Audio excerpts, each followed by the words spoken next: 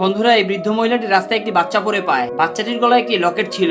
মহিলাটিকে তার ছেলে এবং ছেলের বউ বাড়ি থেকে বের করে দেয়। তাই সে বাচ্চাটিকে গ্রামে নিয়ে লালন পালন করার সিদ্ধান্ত নেয়। দেখতে দেখতে 5 বছর পার হয়ে যায়। মহিলাটি ভাঙাড়ি বিক্রি করে ছেলেটিকে লালন পালন করতে থাকে। বাচ্চাটি তার স্কুলের ছেলেমেয়েদের বলে সে তার দাদি। তাই স্কুলের ছেলেমেয়েরাও তাদের বোতলগুলো মহিলাকে দিয়ে দেয়। একদিন হঠাৎ বাচ্চাটি অজ্ঞান হয়ে যায়। মহিলা দ্রুত বাচ্চাটিকে হাসপাতালে নিয়ে যায়। হাসপাতালে ডক্টর বলে তার জন্ম থেকে একটি রোগ আছে, তাকে লিভার ট্রান্সপ্লান্ট করতে হবে। আশ্চর্যজনকভাবে মহিলাটির কিডনির সাথে বাচ্চাটির কিডনি মিল খেয়ে যায়। ডক্টর বলে তবে এটা খুব ঝুঁকিপূর্ণ এবং ব্যয়বহুল। মহিলাটি ডক্টরকে অপারেশনের ব্যবস্থা করতে বলে। প্রয়োজনে সে তার গ্রামের বাড়ি বিক্রি করে দিবে, কারণ সে বাচ্চাটিকে নিজের নাতি ভেবেছে। ডক্টর বলে আপনি রাস্তায় পাওয়া একটা বাচ্চার জন্য এত কিছু করবেন। অন্যদিকে শহরের সবচেয়ে ধনী পরিবারের একটি মহিলা নিজের বাচ্চার ছবি দেখে কান্না করছিল, কারণ কিছু বছর পূর্বে তাদের শত্রু তাদের উপর হামলা করে তাদের বাচ্চাকে ছিনিয়ে নিয়ে যায়। এখনো তারা তাদের বাচ্চাকে খুঁজতে থাকে। হঠাৎ তাদের কাছে খবর আসে হাসপাতালে একটি বাচ্চার গলায় তাদের সেই লকেট পাওয়া গেছে। ধনী লোকটি দ্রুত একটি প্রাইভেট জেট ব্যবস্থা করতে বলে, কারণ সে তার বাচ্চা এবং মহিলাকে সেখান থেকে নিয়ে আসবে। অপারেশন সফল হয়। মহিলার জ্ঞান ফিরে আসলে মহিলা যখন বিল দিতে যায়, তখন ডক্টর বলে আপনার কার্ড ফ্রিজ হয়ে গেছে।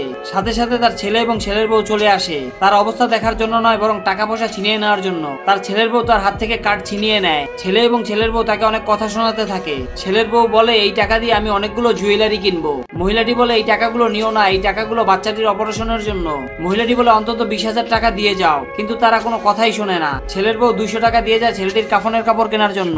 মহিলাটি কান্না করতে করতে অজ্ঞান হয়ে যায়। এটা দেখে বাচ্চাটিও কান্না করতে থাকে। ঠিক এমন সময় ওই ধনী লোকটি ও তার স্ত্রী চলে আসে।